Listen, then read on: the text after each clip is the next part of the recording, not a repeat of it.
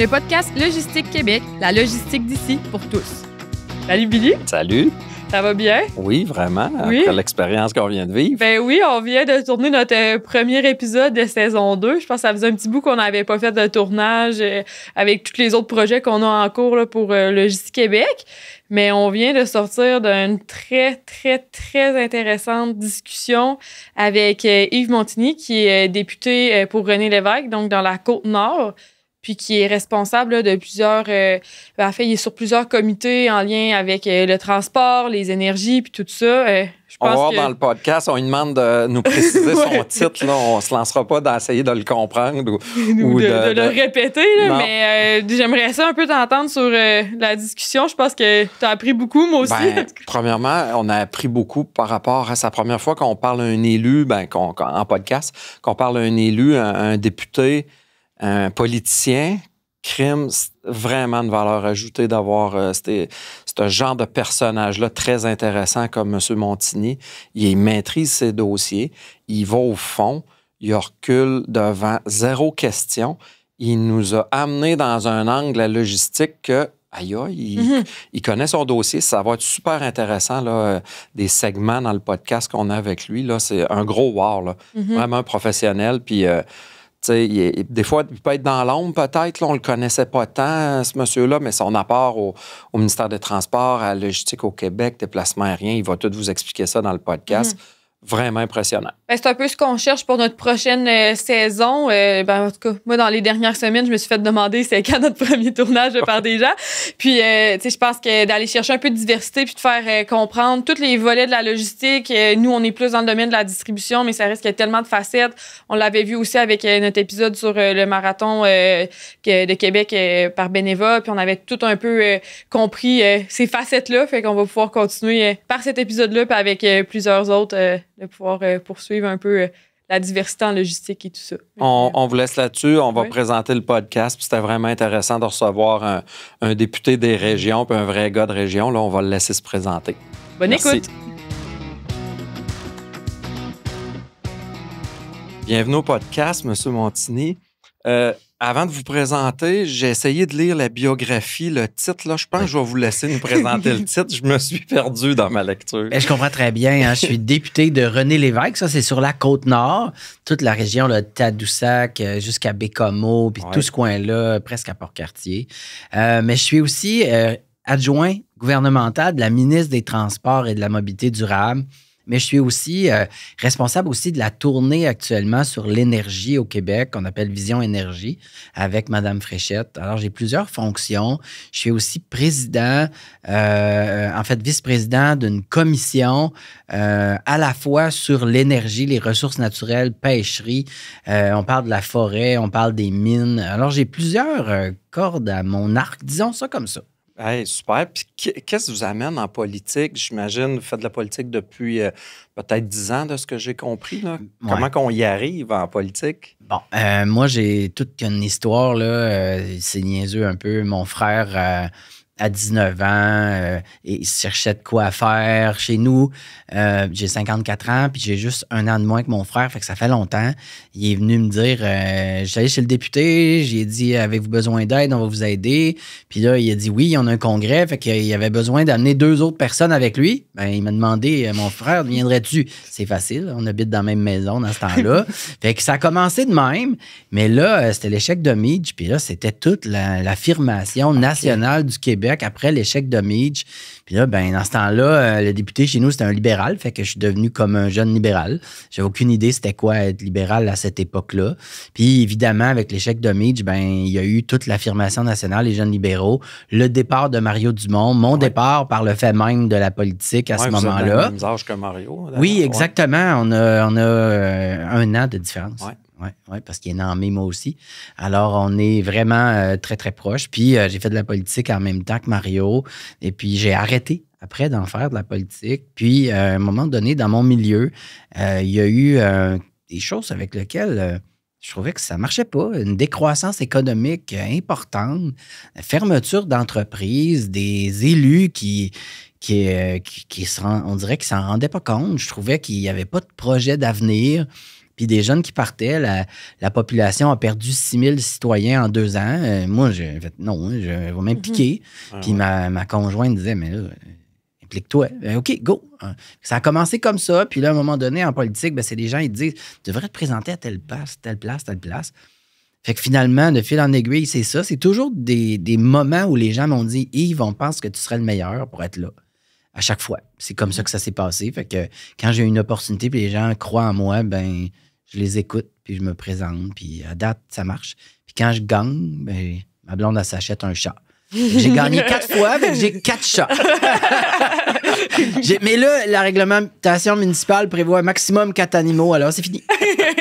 D'ailleurs, faisons lien avec le municipal, vous avez été à tête d'une ville là, au Québec. Là. C'est ça. En fait, j'ai été élu la première fois comme conseiller municipal. Puis là, après, les conseillers avec moi ont dit, Yves, maire prenait sa retraite. C'est toi qu'il faut qu'il aille là. Donc, je me suis présenté à la mairie. Ça a bien fonctionné. J'ai gagné avec presque 80% des votes. Là. J'étais surpris moi-même. Par la suite, je me suis représenté, puis là, personne ne s'est représenté. Chez les conseillers, tout le monde s'était présenté partout dans tous les postes de conseillers, mais pas à la mairie. Là, fait que j'ai été élu par acclamation. Mais là, M. Legault m'a appelé. OK. Il a dit, j'ai besoin de ce secteur-là, il faut que je gagne la Côte-Nord parce qu'on va vraiment développer l'hydroélectricité dans le territoire. Il y avait aussi dans sa visée là, tout le développement énergétique du Nord avec God Island, puis tout le développement de Churchill, puis la négociation d'optimisation des centrales. Puis là, il voulait gagner la Côte-Nord, fait qu'il m'a appelé, il a dit, j'ai besoin de gagner, j'ai besoin de toi. Mais là, moi, j'étais maire, puis j'étais quand même heureux. Là. Je venais de regagner une élection. Mais j'ai compris que j'avais l'appel. Là. Fait que il fallait contribuer à la Côte-Nord, puis c'est ça. Puis on est à quelle année, là, quand M. Legault vous appelle? C'est 2022. C'est la CAQ? OK, oui, 2022, ça fait pas si longtemps. Ouais. Puis c'est ça. Puis l'élection s'en venait, puis là, j'avais pas pensé faire ça, mais ma blonde a dit, t'as toujours voulu être député, mais j'avais jamais vraiment dit au grand public, pas tant que ça, là, mais là, j'ai foncé. C'est votre première... vous rentrez dans le monde du politique provincial, vous partez du municipal. Ouais. Le choc, il se passe comment, lui? Le choc, il se passe vraiment différent parce que moi, comme maire de ville, je prenais beaucoup de décisions. J'étais très décisionnel, puis j'avais fait une planification stratégique, puis je la suivais, ma planification stratégique, avec des indicateurs, puis on mesurait tous nos indicateurs pour savoir si on avançait. Puis là, c'est plus moi qui mène, là. Je me présente pour un parti, puis il y a déjà une vision qui est là. Heureusement, j'y adhérais. Heureusement, ça cadrait dans cette vision de développement économique, développement de l'énergie, des transports en région. Ça allait pas bien dans le secteur aérien. Puis c'est d'ailleurs, M. Legault m'a confié ça, puis c'est vraiment extraordinaire qu'il m'ait confié ça, parce que lui il a fondé Air Transat. Puis il m'a confié le dossier aérien. Puis ça allait pas bien du tout là-dedans. Fait que, il fallait donner un coup de pouce, là, un coup de collier, comme on dit, pour être capable d'avancer dans tout ça. Fait que, puis concrètement, là, dans le monde de l'aviation, puis c'est intéressant, M. Legault qui était là-dedans. Donc, s'il vous confie ça, il sait de quoi qu'il parle. Fait qu'il sait que vous avez les compétences pour, mais il se passe quoi dans ce moment-là, dans le monde de l'aviation? Vous dites que ça prenait un coup, puis ça... Bon, c'est une très, très bonne question. Avec la pandémie, les régions du Québec ont été fermées. Sur la Côte-Nord, on ne pouvait plus y aller. Il y avait des policiers qui nous demandaient si on habitait la région. Évidemment, on ne voulait pas à cette époque-là, puis je m'en souviens, là, j'étais maire, là, on le vivait, on ne voulait pas que la Côte-Nord, cette région, quand même à moins de 100 000 habitants, se retrouve avec... je dirais, une propagation incroyable de la pandémie. Alors, on s'est protégé plus. Puis, ça a eu pour effet d'arrêter complètement les transports aériens régionaux. Eh boy, des fois, le remède qui tue le cheval. Oui. Là, il faut repartir après. Fait que tout s'est déstructuré. Il n'y a plus de vol, il n'y a plus de passagers. Les gens ont complètement arrêté d'acheter des billets d'avion. Déjà qu'avant la pandémie, les billets d'avion pour aller en région, c'est très dispendieux. On se souviendra qu'il y avait des billets à 1300 $ pour faire Montréal-Sept-Îles. C'est quelque chose. Les îles de la Madeleine, pareil, c'est une île. Il faut y aller par avion ou par bateau. C'est chez nous. Et c'est au Québec. Ouais. Alors qu'aller en Europe, ben, ça coûtait moins cher. Et là, ben, il fallait trouver des solutions. On a mis un premier mandat de la CAQ. Il y a un plan qui a été mis en place après la pandémie pour encourager les gens des grands centres à aller visiter les régions. Mais c'est un plan de billets à rabais à 500 $. Ça a quand même fonctionné, mais ça amenait vraiment les gens des villes qui partaient de Montréal ou de Québec à aller en région. Ouais. Et les gens des régions, eux autres, c'était pas idéal. Fait qu'on a modifié le programme. On a créé des rabais maintenant pour les grandes destinations au Québec, à la fois interrégionales puis intra-régionales. OK. Intra-régional, ça veut dire un vol de Sept-Îles à Blanc-Sablon ou un vol de Sept-Îles à Bécomo. C'est la même région. Mais on peut partir de Sept-Îles puis vouloir aller à Gaspé aussi, ou même partir de Gaspé puis aller aux îles de la Madeleine, sans passer par Montréal ou Québec. C'était pas admissible du tout, fait que ça coûtait encore plus cher parce qu'il y avait encore moins de passagers. Fait que notre programme nuisait à ces destinations intra-régionales ou interrégionales sans passer par Montréal-Québec. Fait que là, les gens, ils prenaient leur véhicule. Fait que plus ça continuait, plus on encourageait les gens à délaisser ce transport, je dirais, en commun aérien là, pour prendre le retour en solo, chacun. Alors, plus ça va, plus on se disait, on met du monde sur les chemins, on met du monde sur les routes, puis les aéroports se vident. Puis, nécessairement, si c'est des billets hors programme, c'est-à-dire qu'ils ne sont pas subventionnés, bien, ils ne sont plus accessibles, qui vont revenir encore plus cher que ce qui était avant la pandémie. Fait que, il a fallu adapter le programme. On a mis des rabais partout, dans les régions plus difficilement accessibles, avec moins, je dirais, de demandes naturelles. Donc, comme il y a moins de demandes naturelles, l'offre n'est pas là. Elle ne se structure pas. Bien là, on a mis en place de l'aide à l'offre pour être capable de stimuler l'offre. Puis ce que ça fait comme effet, c'est qu'un billet, par exemple, pour aller à Sept-Îles, en partant de partout ailleurs, là, le rabais fait que c'est autour de 500 $ aller-retour. Ça, c'est un genre d'entente avec un transporteur Tous aérien. les transporteurs du Québec. OK, c'est pas juste Air Canada. Là, Tous les autres. transporteurs, même OK. un nouveau transporteur qui s'installerait, qui aurait les permis fédéraux pour le faire, OK. serait admissible au programme PAR. C'est un programme qui s'appelle PAAR, OK. programme d'accès aérien aux régions. C'est ça que ça veut dire. Ouais, ouais. Puis, c'est admissible pour tout le monde. Et puis, ça donne un rabais vraiment avantageux. Là. Par exemple, même vous voulez aller en voyage cet été, visiter cette île, ben il y a des vols, puis il y a plusieurs compagnies aériennes. D'ailleurs, les vols, le nombre de billets vendus a plus que doublé depuis la modification du programme. En Abitibi-Témiscamingue, il y a même une compagnie aérienne nouvelle qui s'est installée depuis 189 % d'augmentation d'achalandage à Rouyn-Noranda dans les derniers 6 mois. C'est vraiment impressionnant. Fait que le programme a vraiment stimulé l'offre nécessairement. Puis à ce moment-là, comme l'offre est intéressante, elle n'est pas chère, puis qu'elle est offerte, puis qu'il y a de la promotion, ben, les gens prennent l'avion. On a amélioré c'est une stratégie qui est mise en place plus pour les visiteurs, les transports de passagers. Est-ce qu'il y a des stratégies qui ont été mises en place aussi pour faciliter le transport pour les entreprises dans les différentes régions? Bon, c'est ça. Il fallait commencer quelque part. Puis pour commencer quelque part, pour redémarrer les transports aériens en région, il fallait amener vite les passagers dedans. On a commencé par amener les passagers individuels. Passagers qui vont voyager pour des raisons personnelles. Soit pour aller voir de la famille, ou pour aller visiter la région, ou pour partir d'une région et aller dans une autre. On permet aux OBNL d'avoir accès aux billets à rabais, mais on n'a pas permis aux entreprises. Je vous explique pourquoi. Très, très clair. On avait de la difficulté. Les juristes nous disaient clairement, si on permet à l'entreprise privée d'avoir des billets à rabais là, à 50, 60 % de rabais, etc., ben, qui n'empêchera pas ArcelorMittal de mettre tous ses employés fly-in, fly-out à 50 % aux frais de l'État dans un vol aérien au lieu de le mettre sur sa propre facture à lui pour amener ses employés en fly-in, fly-out. Donc, comment on faisait pour déterminer ça? Qu'est-ce qu'il y a un flying flyout ou pas? Comment il est admissible aux critères ou pas? Je ne veux pas nous perdre dans les critères, mais je veux juste vous dire que tous les avis juridiques nous signalaient un rouge alarme. Ça a bien du bon sens. Alors, il faut trouver une façon de restimuler l'offre pour qu'il y ait des billets disponibles. Puis que comme il y a du monde dans les avions, puis qu'il y a plus de vols, puis qu'il y a une concurrence, ben les billets ne seront pas à 2000 $. On s'entend. Fait qu'il fallait restructurer le système pour qu'il y ait de la place pour les entreprises dans les avions avec des billets qui sont aussi pas trop chers parce que il y a de l'offre.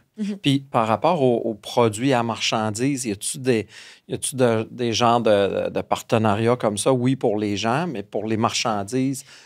Oui, la plupart. Je me dirige vers des points logistiques. Très, très bon comme point. Il faut comprendre que quand il y a des avions qui volent dans le ciel, il y a plus de place pour le cargo. Plus l'avion est petit, moins il y a de place pour le cargo. Alors là, on le voit là en Abitibi-Témiscamingue, vraiment avec des compagnies aériennes qui ont grossi d'ailleurs leur appareil qui opèrent sur le territoire. Il y a de la place pour le cargo. Fait que ça aide vraiment là, dans le transport de colis, notamment. En augmentant le trafic, éventuellement. Oui, puis en augmentant aussi la grosseur des appareils, là, on s'entend. Considérant tout le volume en commerce en ligne qui passe par du colis, c'est sûr que ça facilite un peu le transport. Oui, puis un peu aussi, à la fin de la journée, les régions un peu plus éloignées, comme vous, je suis quelqu'un de région, là, moi aussi. Puis à un moment donné, ça vient créer de l'inflation d'un coût, les transports, puis tout. Fait que c'est sûr que si on augmente l'efficacité des déplacements, d'abord pour les humains, ben, le reste peut suivre après. Pour exactement. Les entreprises aériennes le voient, l'avantage de diversifier au niveau de leurs revenus, pas juste des passagers, mais d'avoir de la place cargo.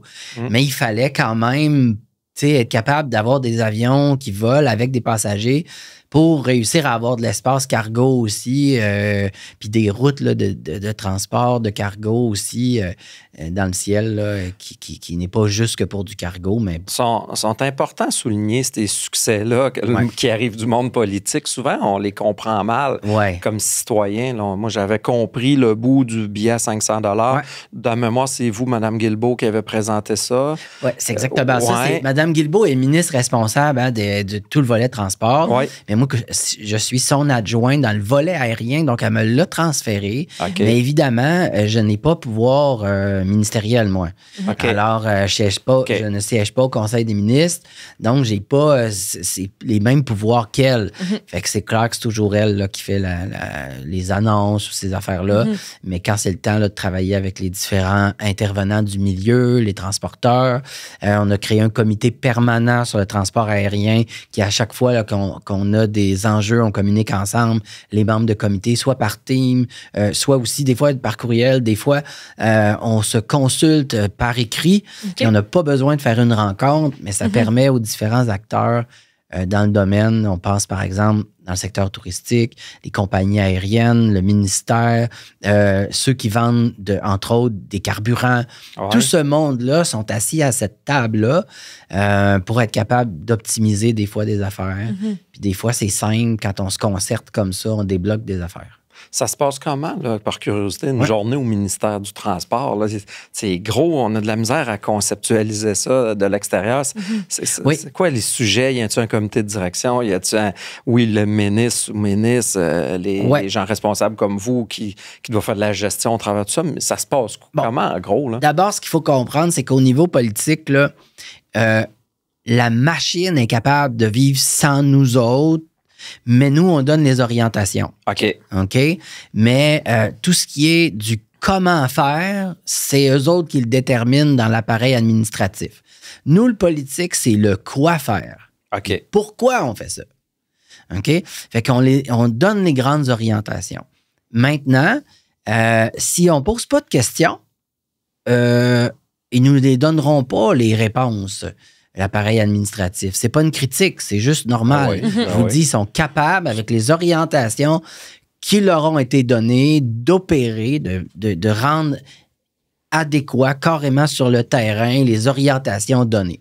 Si on leur dit qu'on investit davantage en pourcentage sur les routes que sur les trains, que sur le transport maritime, ben c'est ça qu'ils vont faire. ils vont opérationnaliser ça, puis ils vont déployer davantage d'investissements en entretien d'infrastructures routières. Puis si on leur dit que non, dans une région donnée, région de Québec, on priorise le tramway, on priorise le transport maritime pour le vrac, ils vont faire ça. Ils vont préparer un projet d'investissement, notamment au port de Québec ou ailleurs, pour être capable de développer ça. Si on leur dit qu'on pense qu'à Québec, le port de Québec peut se développer davantage en conteneurs, ben, ils vont prendre cette orientation-là, puis ils vont regarder avec les différents acteurs du milieu, puis ils vont soutenir les transporteurs, mais aussi les gens de la logistique au port de Québec pour développer le transport de conteneurs. Fait qu'ils nous suivent dans les orientations, mais nous, si on veut avoir des suivis, il faut poser des questions. C'est clair. Ouais. Puis, à un moment donné, dans ce que vous expliquez, mettons, le politique, une orientation sur le quoi faire. Là, mettons, on prend le tramway, là, le quoi faire. Mais la machine en place pour l'opérer, elle challenge-tu ou un coup, un coup que le quoi est déterminé, peu importe, eux autres, ils vont passer en mode action ou à un moment donné, ça doit challenger pour arriver. Oui, c'est pour ça qu'il y a du personnel de cabinet. Alors, il y a les directions de ministères, sous-ministres, etc. Mais il y a aussi du personnel de cabinet, des conseillers politiques qui, eux autres, travaillent avec les différentes directions des ministères. Puis là, entre eux, il y a différents enjeux qui sont discutés là. Oui, mais cette orientation-là, il faudra aviser madame la ministre, qu'on ne pourra pas l'atteindre dans le délai qu'elle nous demande pour telle raison. Fait que là, il y a challenge un peu en disant, ben comment elle pourrait modifier son orientation. Est-ce qu'elle est ferme? Est-ce que son délai est ferme? Est-ce que, par exemple, je vous donne juste un exemple là, sur le délai par rapport au tramway ou au troisième lien, mettons. Mettons, prenons le troisième lien. Sur le tracé, par exemple. Ben là, sur l'emplacement du tracé, c'est des enjeux qui sont discutés avec, l'appareil administratif. Mais quand on voit, par exemple, un coup de tracé qui pourrait apparaître idéal au niveau du politique, mais qu'au niveau des coûts, puis des complexifications au niveau de l'ingénierie, ben là, il y a des discussions là, entre le cabinet, entre les différents, la ministre, puis d'autres ministres, le ministre des Finances, le cabinet du ministre des Finances, les fonctionnaires aux finances, puis parce qu'ils s'aperçoivent bien qu'il y a un enjeu. Fait que c'est sûr qu'avant que la décision soit annoncée, là, différents ministres se sont fait, je dirais, challenger ou échanger avec la machine, puis là, il y a une décision qui se prend après en toute connaissance de cause, puis là, après ça, on l'opère. Ben, c'est intéressant que vous nous expliquiez ça parce que ça reste ingrat pour le politicien que là, il renonce à quelque chose qui paraissait idéal politiquement, mais finalement, il y a un paquet de bonnes raisons, puis la population n'est pas là pour le comprendre ou peut pas le comprendre. C'est intéressant. La plupart des citoyens, dans le transport, il y a toujours une phase d'étude. Puis là, les citoyens disent, bon, on étudie encore. On étudie encore, on va perdre. Fait que là, le politique, ils veulent pas le faire, ils veulent juste l'étudier. Fait que là, on dirait qu'ils se cachent derrière une étude, puis là, c'est pas sincère. Puis là, s'ils étaient sincères, ils le feraient tout de suite. Bien, on peut pas construire une infrastructure de 4,7 milliards de dollars sans avoir bien étudié le tracé optimal, puis la solidité des sols, puis les complexités qu'on peut trouver, ne serait-ce que des fois. Il y a toutes sortes de raisons qu'on peut avoir. L'intensité des vents, si on fait un pont suspendu, ben il y a des vents. Il y a un mouvement qui peut se créer par rapport à, je dirais, à l'infrastructure qui serait créée là. Le type d'infrastructure qui pourrait se créer cet emplacement-là. Fait que l'étude est vraiment, vraiment importante. Juste la communication entre tous les acteurs là, dans tout ça, les firmes d'ingénierie qui travaillent, les gens au ministère, ça peut devenir assez complexe de faire l'étude puis d'avoir une vision 360 de tout ça. Vous avez raison. Puis des fois, on n'a pas l'expertise au Québec pour des projets majeurs. Je vous donne un exemple très particulier. Là. Quand on prend la 138 pour s'en aller dans l'est du Québec, sur la rive nord du Saint-Laurent, il y a un endroit qu'on arrive à Baie-Sainte-Catherine, puis la route, elle arrête. Il y a 2 traversiers. Il n'y a plus de chemin. Donc là, les gens disent, voyons, pourquoi il n'y a pas de pont? Là, ils regardent ça, puis ça a l'air profond. Ça a l'air très profond. Fait qu'on ne peut pas mettre un pilier central. Fait que c'est une structure suspendue. Ça s'est fait ailleurs dans le monde, en Chine notamment, en Europe, notamment en Norvège, où ils ont des ponts suspendus de ce type-là. Mais au Québec, non, ça ne s'est pas fait. On n'a pas eu. Alors, on n'a pas l'expertise. Fait qu'il faut aller voir ailleurs, à l'international notamment. Puis là, au ministère des Transports, c'est un exemple concret, ça, qui est en train de se faire. Actuellement, un projet d'étude a été terminé. Elle est positive, mais on a besoin de voir les expertises pour être capable de faire un pont de ce type-là. C'est des infrastructures importantes. Puis ça permettrait de sauver des délais parce que, je vous avoue, là, en période estivale, là, les camionneurs, là, ils arrêtent, puis des fois, ils ont 2-3 heures d'arrêt à laisser rouler la vanne en attendant d'embarquer sur le bateau. Fait que des fois, le just-in-time pour la livraison n'est plus just-in-time. Oui, puis il y a tout l'enjeu de l'éco-responsabilité. Un camion qui est en attente, c'est un camion en attente, c'est un chargement réfrigéré avec tout ce qui s'ensuit. Même le transport des animaux. Dans une période de forte chaleur, où ils sont arrêtés à 3 heures de temps, à avancer un peu, on arrête, on avance un peu, on arrête. Pas toujours évident, là.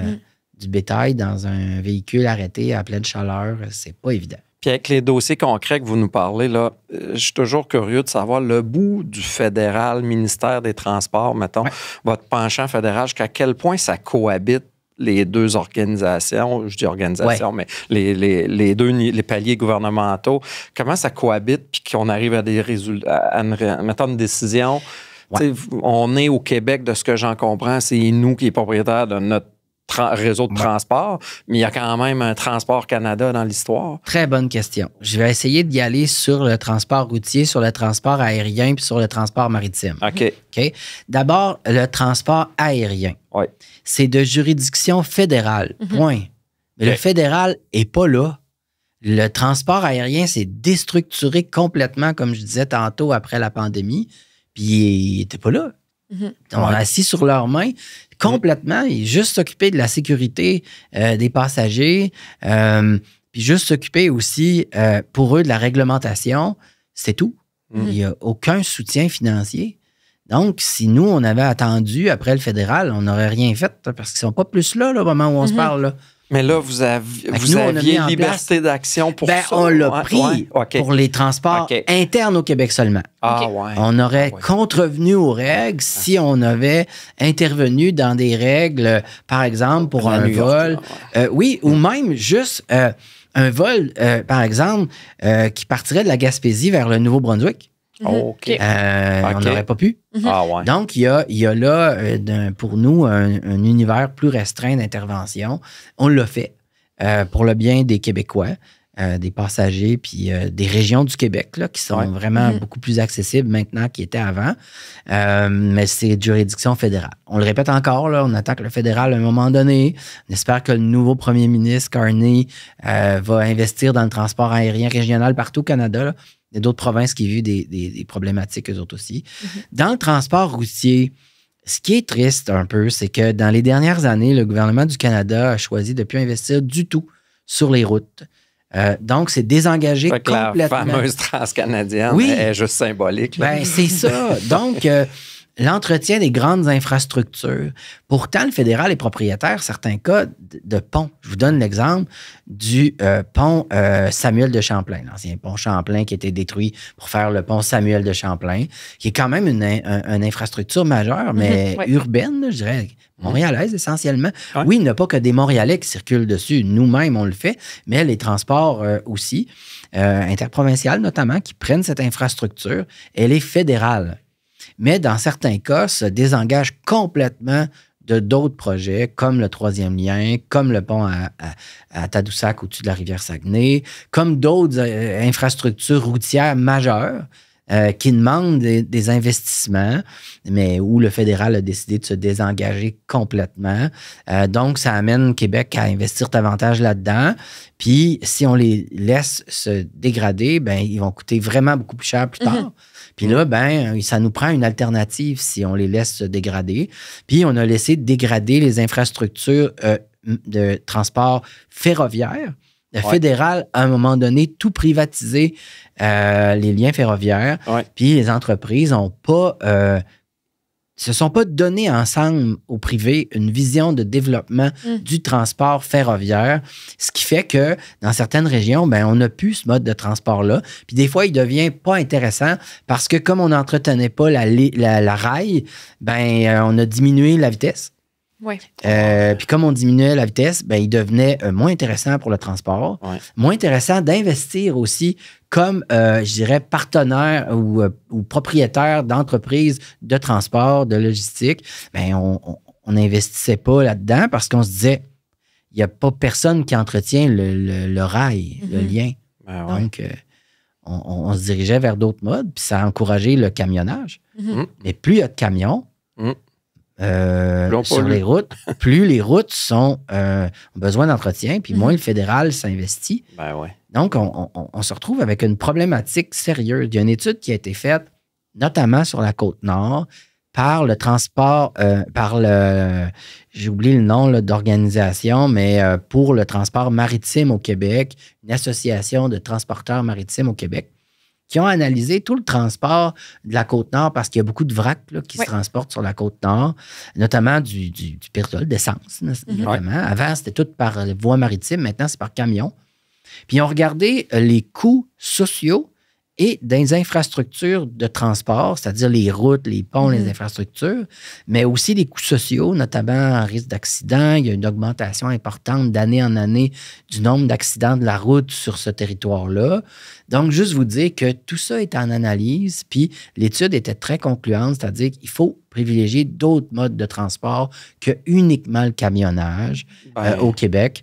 Puis on a une voie maritime du Saint-Laurent, puis on ne l'utilise pas suffisamment. Potentiellement aussi des genres de gazoducs ou là, là, c'est vraiment en discussion. Ouais. OK, c'est parce que je comprends à l'heure actuelle, c'est qu'on va livrer en camion qui est au diesel du gaz liquide, du gaz en région. Okay? Oui, exact. Il n'y a pas assez d'amélioration. Exactement. Bon, là, dans tout ça, il y a un gros enjeu d'acceptabilité sociale, évidemment. Bon, la situation d'avant, où on était très axé sur la rapidité de la décarbonation. Donc, le GNL était vraiment perçu comme une énergie transitoire à d'autres types d'énergie totalement vertes, décarbonées totalement. Maintenant, il y a dans le monde un ralentissement des investissements en décarbonation ailleurs dans le monde. Ouais. Au Québec, on a pris une expertise, puis on a pris, je dirais, une longueur d'avance à cause des barrages hydroélectriques. On est chanceux. On a de l'électricité verte avec un parc, je dirais, de production d'énergie qui date des politiciens d'avant qui ont été très visionnaires. Dans les années 50, 60, etc., ils ont construit des grandes infrastructures qui nous permettent d'avoir de l'énergie propre, l'électricité verte, pas chère parce qu'ils sont payés depuis longtemps, ces barrages-là, puis ils produisent encore. On veut les optimiser. Et on va avoir plus d'énergie électrique pour remplacer du transport par essence ou diesel pour du transport électrifié. Fait que ça, on veut faire ça, mais là, actuellement, on a un problème. On n'a pas assez d'énergie disponible pour toute la demande qu'on a. Oui, bien, j'entendais justement les présidents de autant Transport Robert puis Transport Guilbeault qui sont situés à Boucherville, puis eux, s'ils veulent électrifier 100% de leur flotte de camions, ça prend l'électricité de la ville au complet de Boucherville. Donc, c'est un bon exemple à quel point on ne peut pas uniquement miser sur ces transports électriques pour du camion routier puis tout ça. Définitivement. Donc, dans cette transition-là aussi, il y a de la recherche et développement qui se fait sur d'autres modes d'énergie, d'autres filières énergétiques qui pourraient être peut-être mieux que des batteries dans le transport lourd, grande distance, comme ça. Alors, il faut laisser le temps aussi à la transition de se faire puis à la recherche et développement de se faire. Moi, j'oserais dire que je crois pas que les grands camions, les grands transporteurs longue distance seront tous à batterie. Au contraire, je pense que les camions de distribution plus locales peuvent être à batterie, mais je pense que d'autres filières énergétiques peuvent être intéressantes. On parle de GNL décarbonés. On parle de GNL qui sont en partant aussi verts parce qu'ils sont produits avec des matières renouvelables. Je pense par exemple avec de la biomasse où on peut faire d'autres types de carburants. À Port-Cartier, il vient de se lancer là, une nouvelle usine de biochar qui remplace le charbon par du charbon bio à cause de la biomasse forestière qui était... Charbon bio? Oui, exact. On va revenir là-dessus. Qui était complètement... Je veux dire, la La fibre de bois était laissée en forêt ou non récoltée parce qu'elle était, je dirais, elle ne fait pas partie, je dirais, des bois qui servent à faire de la planche. Donc, elle n'avait pas de valeur économique. Donc, elle n'était pas récoltée, mais quand même, elle se dégradait puis elle émettait du carbone en se dégradant. Alors qu'un arbre, ça capte du carbone, là, était en train de l'émettre. Alors, clairement, on veut valoriser ça pour diminuer nos émanations de carbone. Puis là, on remplace en plus du charbon avec un biocharbon qui vient de la matière forestière. Alors, c'est très, très intéressant, hein? Mais en même temps, ça prend de la recherche et développement. Ben oui. Puis, dans ce la science contexte d'avancer, elle aussi. Là. Ben oui. Fait qu'il y a d'autres façons d'être capable de développer de l'énergie à partir de d'autres sources, d'autres filières. Mais à Port-Cartier aussi, ils font un biofuel. ArcelorMittal a signé un contrat avec l'entreprise locale à Port-Cartier pour être capable d'acheter son biocarburant pour remplacer son diesel industriel. Alors, ça peut être aussi une voie à regarder pour le transport routier à long terme. Alors, d'avoir du biofuel comme ça qui pourrait remplacer le carburant pour le transport lourd, longue distance. Bon, il y a ça.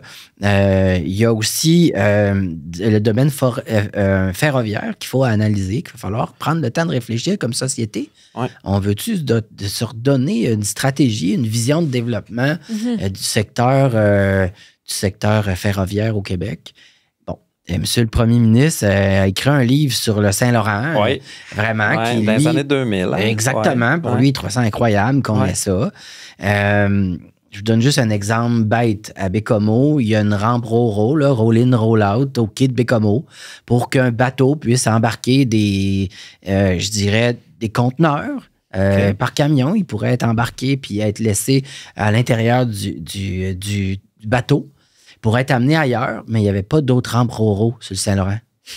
Fait que ça ne donne rien d'en avoir une, mais pas une deuxième. Fait que tu peux l'embarquer, mais c'est quand même du plus courte distance. Donc, il n'y avait pas d'avantage à en avoir une là. Ça a été fait au moment où les entreprises pensaient qu'il y en aurait d'autres qui se construiraient, mais il s'en est pas fait. Fait qu'elle n'a jamais servi. Fait qu'aujourd'hui, elle est désuète, puis elle ne pourra pas servir. Vous avez parlé, là, je nous sors un peu, vous avez parlé de l'Hydro-Québec, puis tout de notre passé, l'intelligence qu'on a eue d'aller chercher les barrages dans le Nord. Puis c'est quoi votre opinion? Puis c'est quoi sortir l'électricité du Nord? C'est-tu un enjeu? Notre réseau, moi, ce que j'entends plein d'affaires. Vraiment. Je suis curieux, je lis plein de choses, mais je lis plein de contradictions. L'enjeu, là, on a-tu vraiment un enjeu de sortir l'électricité du Nord? T'sais, on a-tu une plus grande capacité de produire que notre capacité de la téléporter? Pas de la téléporter, de la transporter. C'est très bon. Téléporter. Podcast 2028, ça serait vraiment le fun. Mais vous avez raison, c'était vraiment un point extrêmement intéressant que vous amenez. Il faut comprendre qu'actuellement, dans la tournée qu'on fait sur la vision énergie là, pour les prochaines années, pour les 30 prochaines années, là, les gens nous disent à la fois, on peut-tu consommer plus proche que le lieu, plus proche du lieu de production, en général, dans tout ce qu'on fait. On a travaillé vraiment en mondialisation où il y avait des gens qui se spécialisaient. Tu sais, une banane, c'est correct, là, on n'en fera pas au Québec, là, fait qu'il faut quand même en amener. Mais il y a peut-être d'autres affaires qu'on pourrait consommer proche de son lieu de production. On pourrait peut-être au Québec aussi faire du saumon. Alors que tout le saumon qu'on mange au Québec, il vient tout d'ailleurs, on n'en a pas de saumon québécois. Fait que un soir, là, vous avez un 5 à 7 là, au profit d'une rivière à saumon, là, ce qu'on mange, ça vient pas de la rivière, c'est pas permis. Là. Donc, mais c'est tout importé d'ailleurs, hein? Notamment dans les pays nordiques ou même au Chili. Fait que on peut-tu consommer du saumon québécois ici à proximité puis en faire? Ceci dit, c'est pareil pour l'électricité. On peut-tu consommer l'énergie proche de son lieu de production? C'est compliqué parce que la grande, je dirais, part de la production est dans des rivières où on a fait des barrages, dans des régions non habitées ou peu habitées. Alors, c'est le territoire du Nord. Donc, il faut créer des lignes de distribution ou de transport avant pour le transporter, puis après ça, le redistribuer dans les résidences des personnes. Là, il y a des gens qui nous disent qu'il faut faire du solaire en milieu urbain, notamment utiliser les grandes surfaces de toit. On pourrait peut-être faire du solaire. Mais si on veut faire du solaire, il faut le stocker. Parce que si on ne le stocke pas, ben on aura juste une poussée d'énergie solaire dans des périodes où il y a du soleil, mais où il y a peut-être moins de consommation. Par exemple, le jour, c'est pas là la pointe de consommation. Fait que c'est plus sur l'heure du souper. Mais en période hivernale, il n'y a plus de soleil à l'heure du souper en période hivernale. Donc, il faudrait stocker l'énergie. Fait que là, on est dans du multifilière. À la fois, être plus économe sur notre... On gaspille beaucoup. À la fois, stocker de l'énergie. À la fois, d'en amener en production dans des filières qui sont capables de se faire proche du lieu de consommation des grandes masses urbaines, là, comme Montréal, Québec, etc. Ouais. Mais aussi, peut-être que des grands projets énergivores qui demandent des mégawatts, là, des 400 mégawatts, ils pourraient peut-être se faire en région où il y a de la production à proximité. Pourquoi aller mettre un grand projet qui demande beaucoup d'énergie, un centre de données qui demande beaucoup d'énergie, mettre ça à proximité d'un centre urbain alors qu'on pourrait le mettre plus à proximité d'un centre de production? Donc, en région où il fait plus froid, plus au nord, etc. Donc, il y a ces réflexions-là que les gens nous font. C'est pas toujours évident. Des fois, il faut transporter l'énergie. Je reviens à votre question de départ, parce que ça, c'est tout le contexte. Mais la question de départ, c'est oui, il faut faire plus de lignes de transport. On n'a pas le choix.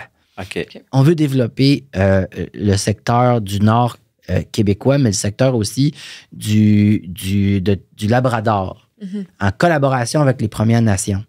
On veut le faire avec eux autres. Mais il faut transporter aussi cette énergie-là sur des lignes de transport sur le territoire du Nitassinan de ces mêmes Premières Nations.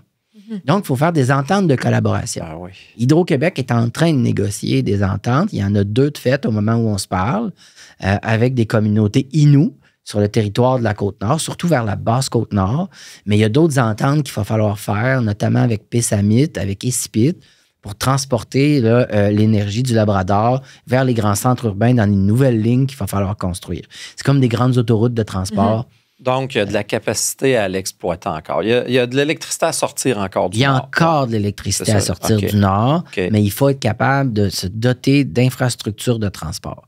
On pourrait optimiser ce qu'on a aussi. On pourrait créer des différents postes pour mieux répartir le transport d'énergie. En Haute-Côte-Nord, d'ailleurs, il y a 2 postes en analyse pour être capable de mieux optimiser sur les lignes existantes. Là. Il y en a qui sont surchargés, puis d'autres pas tant, mais comme la destination n'est pas la même, en tout cas, il y a de la réflexion actuellement dans la logistique, là, je dirais, de transport d'électrons au Québec. Là. Puis, est-ce qu'il y a d'autres pays avec qui on peut collaborer, qui ont des idées, qui sont un peu plus avancés en recherche et développement sur ces choses-là, qui pourraient nous aider? Ben oui. Je vous donne un exemple. On se fait critiquer des fois les politiciens parce qu'on s'en va en mission économique ailleurs. Je suis allé, moi, en Norvège. Mais j'ai eu des rencontres là-bas 3 jours de temps avec les gens qui travaillent, justement, en Norvège sur leur production d'énergie, sur leur logistique de transport, des ponts, des infrastructures du même type que ce qu'on pourrait avoir pour le 3e lien un jour, pour le pont au-dessus de la rivière Saguenay à Tadoussac. Puis eux autres, ils ont l'expertise. Fait que c'est important, ces relations-là, ces discussions-là. Pourquoi réinventer la roue de quelque chose qu'on n'a pas l'expertise alors que d'autres pays l'ont? Fait que juste pour vous dire qu'effectivement, c'est le cas. En énergie, ils développent aussi de l'éolien. Ils ont en Norvège, ils ont des alumineries, Alcoa, comme les nôtres sur le territoire. Plusieurs même. Fait qu'ils ont aussi d'hydroélectricité, de l'éolien, mais ils ont beaucoup de production, en fait, de fuel, nécessairement. Mais ils l'utilisent pas. Ils l'exportent. Avec l'argent de la vente, ils investissent en énergie renouvelable. Mais ils ont géré comment l'aspect d'acceptabilité sociale qu'on semble avoir bien du trouble ici à accepter ce bout-là? C'est parce qu'elle était déjà là. C'est un peu comme nous, là, l'acceptabilité sociale pour harnacher des rivières. T'sais, on a fait des grands barrages dans le temps où presque peu de personnes s'occupaient de l'acceptabilité sociale. Alors, c'est déjà là. Fait que les Nord-Côtiers, pour eux, les grands barrages, c'est là. Pas de scandale. Non. Alors que quelqu'un qui n'a pas connu ça, pour lui, c'est comme nous, l'industrie forestière. Nous, couper des arbres pour faire du biochar avec, c'est bien correct. Mais quelqu'un qui habite au centre-ville de Montréal, une coupe de 10 arbres au parc, pour lui, c'est terrible. Mais Première nous, fois que j'entends nous, parler. c'est parfait. La première fois que j'entends un politicien qui fait ces parallèles-là pour faire comprendre, là, c'est intéressant Ouais. parce qu'on bloque, là, on est vraiment bloqué par rapport à l'acceptabilité sociale pour copier le genre de modèle de la Norvège. Là. Mais c'est tout qu'un pays efficace, la Norvège. Ben oui, puis eux autres, je veux dire, vendent de l'énergie fossile à leurs voisins pour se décarboner, ça fait du sens, là. Pour eux autres, ils savent que c'est ça. Mais cette acceptabilité sociale-là est là parce qu'ils étaient déjà dans le domaine pétrolier depuis plusieurs années. Puis ça, on revient au Québec, Maude. Oui. OK, on revient au Québec. Oui. Pas le fini voyage. Puis si on revient au Québec, là, comment votre ministère, là, comment votre gouvernement, en fait, pas le ministère, comment le gouvernement va amener des nouveaux outils dans le domaine du transport? Puis comment qu'on va aider le domaine du transport d'un point de vue technologique dans les prochaines années? Ou qu'est-ce qu'il y a déjà sur la planche à dessin aujourd'hui? On le comprend pas toujours de l'externe, puis souvent, il se passe plein de choses. Hein. Ben, je vous donne juste un exemple important par rapport à la téléphonie cellulaire, puis ce qu'on a étendu comme réseau aussi, Internet haute vitesse, OK? Par rapport aux logistiques de transport. Ouais. Si tout l'Est du Québec n'a pas de téléphonie cellulaire, même pas de fibre, commençons par la fibre. Ouais. Si on n'avait pas la fibre haute vitesse, comment on développe la téléphonie cellulaire? Bon, deux choses. Là, on a passé la fibre, on a mis des antennes, on a maintenant de la téléphonie cellulaire, on a du trafic maritime en plein milieu du fleuve qui ont la technologie cellulaire connectée maintenant. Donc, au niveau de leur façon de développer différents outils technologiques pour être capable de mieux fonctionner en transport maritime, de communiquer ou d'échanger des données. Bon, ils ont cette capacité-là de communiquer maintenant par la technologie. Donc, ça, c'est une avancée, puis c'était pas le cas avant. Puis on a avancé là-dedans pour donner du réseau à tout le monde, même en plein milieu du fleuve, là où le fleuve devient le golfe. C'est des choses qu'on pense pas. Non, c'est ça. Mais il fallait y penser, il fallait le faire. Oui. Ne serait-ce que pour des grandes routes qui montent vers le nord. Nécessairement, je vous donne juste un exemple de quelque chose qui se fait en partenariat avec l'entreprise privée Domtar. Probablement que d'autres entreprises le font aussi, là, mais un cas que je connais, là, la technologie cellulaire permet du transport de bois en longueur avec un seul chauffeur pour une trentaine de camions. Pourquoi? Ils se suivent, un en arrière de l'autre. Ouais. Ils sont téléguidés l'un envers l'autre. Ils sont sans chauffeur et c'est le véhicule de tête qui contrôle l'ensemble des autres camions suivants parce qu'ils sont ensemble sur la technologie cellulaire. Ouais, On est rendu là. C'est fou, là. On est rendu là. Puis pas dans un chemin avec des lignes au sol asphaltées, là, puis l'auto suit les lignes, là. Non, parce que c'est un chemin forestier avec des gros nids de poules, puis de l'eau qui s'est accumulée, puis on est vraiment là-dedans. Il n'y a pas de ligne au sol. Là. Alors, c'est particulier, mais c'est rendu là. Puis c'est des beaux projets qui se travaillent là, en collaboration avec l'industrie, le transport. Fait que il y a des avancées. Fait qu'on verra si un jour, je dirais, les véhicules sur la 20 pourront tous se mettre à queue leu puis se connecter sur le véhicule d'avant. Puis si on a une destination similaire pendant un bout, ils sont capables de se laisser aller. Mais ça se fait. Ça se travaille, ça se développe actuellement dans certains secteurs, notamment dans le secteur forestier. Ben, avant de terminer, on a un cadeau pour vous. Oh, mon Dieu! Un cadeau qui vient de la Côte-Nord, en plus. C'est donc bien on est extraordinaire. partenaire avec Manoir du Café. C'est donc bien incroyable! Et nos amis au Manoir du Café, là, donc on est super... Vous savez quoi? Je vous raconte quelque chose. Le Manoir du Café, on fait en collaboration avec la SOPAR. Vous connaissez pas ça, la SOPAR, mais la SOPAR, là, c'est l'organisme sans but lucratif qui s'est fondé avec le gouvernement du Québec, avec le ministère de l'Économie, en fait, puis la communauté locale pour toute la gestion de son transport ferroviaire à Bécomo. Parce qu'on a quand même un rail qui est relié par un traversier rail. Okay. Donc, nous, le rail là, sur la Côte-Nord, là, il n'est pas relié à Rive-Sud. Là. Le train embarque dans le traversier, puis il s'en va sur la Rive-Sud, puis se connecte avec tout le réseau canadien-américain à cause du traversier rail. Ben, ils ont fait un C'est café. l'Express 138, je pense. Ils ont fait oui. l'Express 138. Oui. Il y a un café qui est spécialement fait pour ce port. Puis ça permet au monde de réaliser qu'un train, ça peut embarquer dans un traversier. Je pense que c'est 32 wagons de train. Donc, les lingots d'aluminium de l'aluminerie de Bécomo embarquent dans le train. OK. Qui est aussi valorisé par le manoir du café avec son café torréfié spécialement pour ce traversier-là et cette organisation. On va ce demander port. à l'équipe Ouais. de nous envoyer celle-là aussi. La locomotive est dessus. On a l'air d'avoir stagé Ouais. ce bout-là, mais Non, il l'était pas, là. Non, c'est vraiment particulier. Ouais. Fait que c'est spécial qu'au Québec, il y a un train qui peut embarquer dans un traversier. Fait que c'est ça. Puis j'en profite là, avec le logo Côte-Nord de dire aux gens qui nous écoutent, cette année, là, il y a eu une pub, on parlait de la Norvège, hein? Ouais. Une belle pub où on fait avec un... C'est comme un humoriste, là, un acteur norvégien très, très connu là-bas qui fait une pub.